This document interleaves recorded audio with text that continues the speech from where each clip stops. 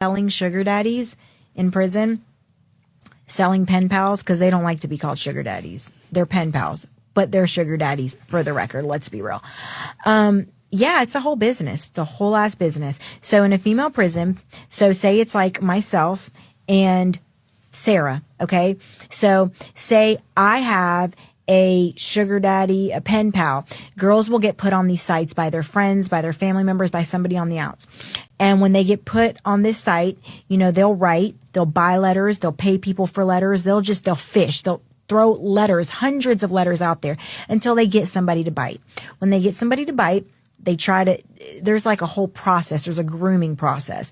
They never want money. They never want you for anything, but eventually they're going to fall in love with you. You're going to fall in love with them. You're the greatest thing that happened. They're going to, you know, make sure you're connected with their family. They're going to have their mom and their kid calling you so you feel like you're really in there. They're going to make it seem like every day on the phone talking to you is like the only thing that is the most important part of the day and the only reason that they live. They're going to make sure you know that they don't have any financial support. And then all of a sudden, one day they're going to have an emergency, and it's going to be a little one like, hey, oh my God, someone stole my shoes. Can you send me $100? I have to buy some shoes, you know, off the compound. And then you're probably going to do it because you love her and you want to save the day. She doesn't have any other support, and she's stroked your ego, love bombed you, and sucked you in major. So when that happens, then it's just going to be another emergency, and then it's just going to be like, you know, well, you need things every week. You need hygiene. Everybody needs hygiene.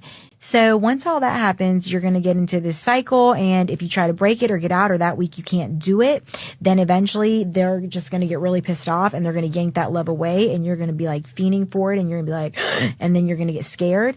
And you're going to keep on doing it. You're going to find a way to get that shit done. Now, when it's time for the girl to go home, because that is a good pen pal sugar daddy, because he's a good one, then that girl knows she has zero intention of talking to him ever again. Hey, shalom, Israel. This for Black, Hispanic, and Native Indian men and women.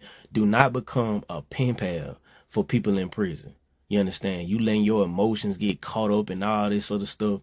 Do not let this happen. Do not become a simp and get played. You done took out your whole IRA account, your life savings, because you think you gonna probably get some tail when you get out. Nah, you ain't getting no tail. You getting played by another sister. You understand? Especially these men out here.